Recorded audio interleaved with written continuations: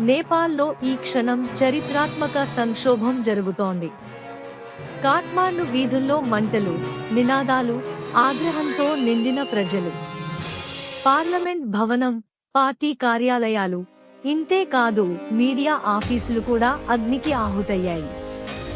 ఈ పరిస్థితుల్లో ప్రధానమంత్రి కేపీ శర్మ ఒలి రాజీనామా చేశారు. ఇక దేశ భద్రతను కాపాడటానికి నేపాల్ ఆర్మీ రంగంలోకి దిగింది. ఆందోళన ఎలా మొదలైంది?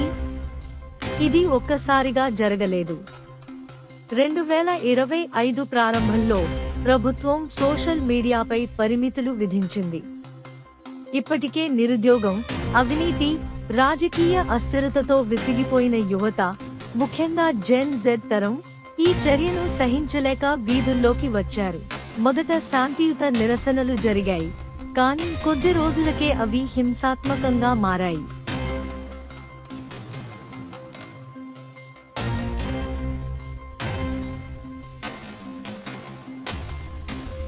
ఎవరు మద్దతు ఇచ్చారు? ఈ నిరసనలకు ప్రధానంగా విద్యార్థులు, నిరుద్యోగ యువత, సామాన్య ప్రజలు మద్దతు ఇచ్చారు.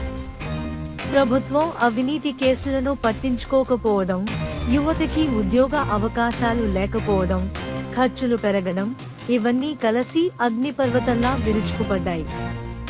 కాఠ్మాండు వీధుల్లో జస్టిస్ కోసం నినాదాలు మార్మోగాయి.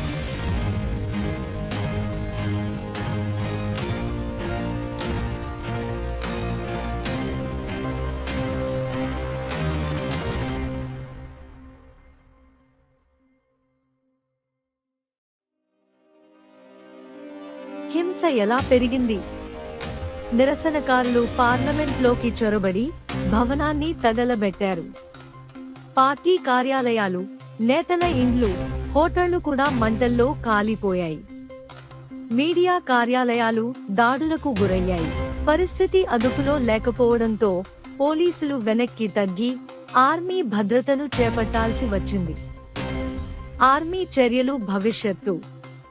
ఆర్మీ చీఫ్ అశోక్ రాజ్ సింహదేవ్ దేశానికి ప్రసంగిస్తూ శాంతిని కాపాడమని విజ్ఞప్తి చేశారు. ప్రధానమంత్రి ఒలి రాజీనామా చేశారు. కానీ ప్రశ్న ఏమిటంటే, ఇంతకీ నేపాల్ భవిష్యత్తు ఏంటి?